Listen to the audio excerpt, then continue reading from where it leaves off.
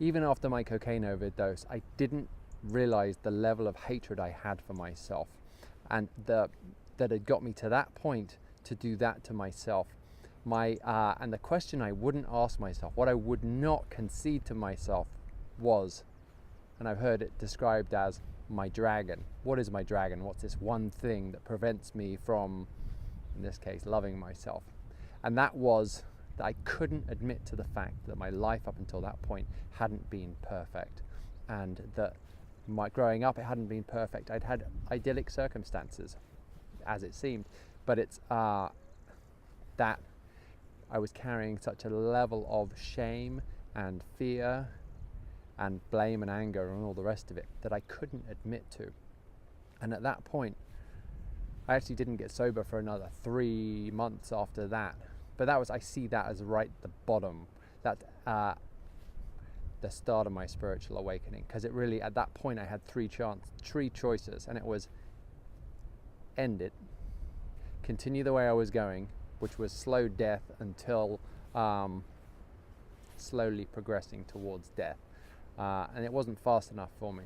So I chose the third option, which was actually show myself self-love by saying I can't do this anymore. And actually I was lucky enough to go to rehab. I've been to rehab 6 times. I was a really slow learner, and I believe it's because the universe doesn't want me dead. Plenty of opportunities in my life for me to have passed on over. So why didn't I? It's a good question. I don't know. It's one I don't need to know, but I do believe that I'm here for a reason. And actually, each day I get to choose between fear and love. In each of my decisions, it's am I going to choose fear, or am I going to choose love? And so often still I choose fear. It's like, and it's by doing the work and self-help, the collective term for it all, personal development, I become aware of those things that block me from living an amazing life.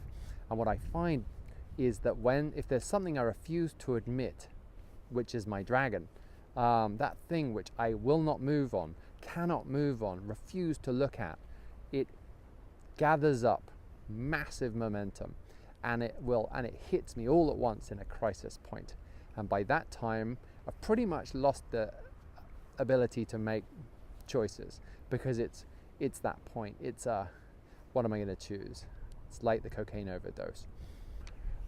I didn't realize how much I hated myself until I was doing some work with someone over here in Guernsey, doing some Shen therapy. Jo, she was amazing, and it's energy work. She doesn't touch my body, but it's she puts her hands over my body. And it was a half-hour session, and when I got off, laying on a camp bed, I just got hit by this amazingly huge sense of sadness for the level of self-hatred that I had for myself to get me to that point. I have a 2-inch scar on my nose from that day when I was in blackout, and I dived from a swimming pool, in and out of blackout.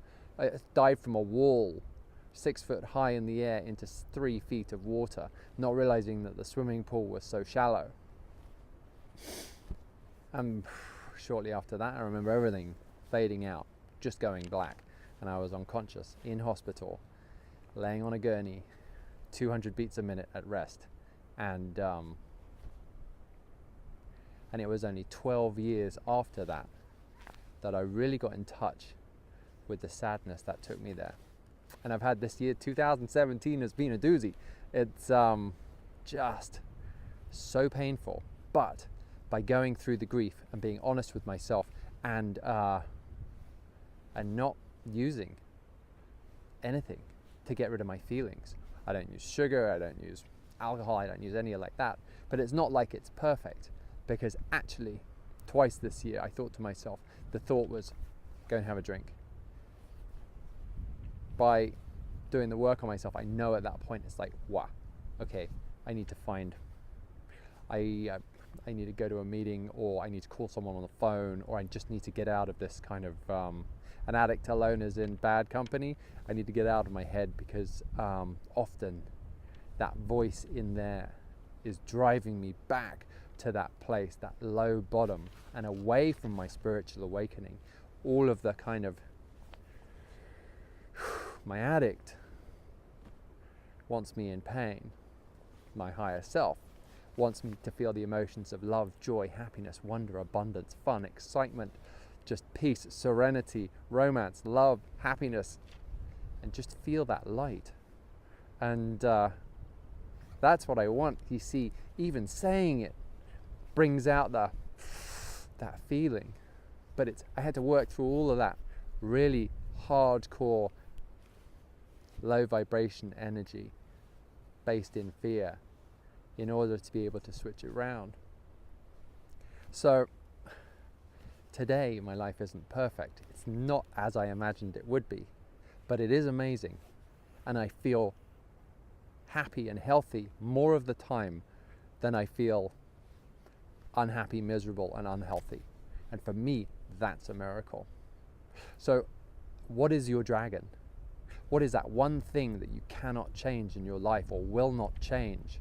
Because for me, it's those which have really, the universe has forced me to change it.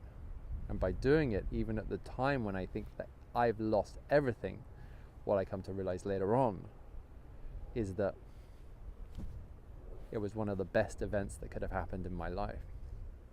And I use the rock bottom highlights of my life to remind myself where I've been, where I don't want to go back to, and the direction I want to go in, which is the values of my higher self. That is how I come into alignment with who I want to be. That's my authenticity, that joy. I learned emotional alchemy not because I wanted to, but because I had to. I needed it to save my life. I needed to work through those hardcore, low vibration emotions based in fear to find out. So the fear and the shame and the anger and the pain point in the direction of my happiness and my joy. By working through them, I get to live a life which is, first of all, it started to be better, and then it became miraculous at some point. Can't even tell you when. I think it was sometime this year. I practice emotional alchemy because I want to carry light rather than lead. And now I show other people how to do the same. If you've liked this video, please share it. And if you want to subscribe, it's this button here. Thanks for watching.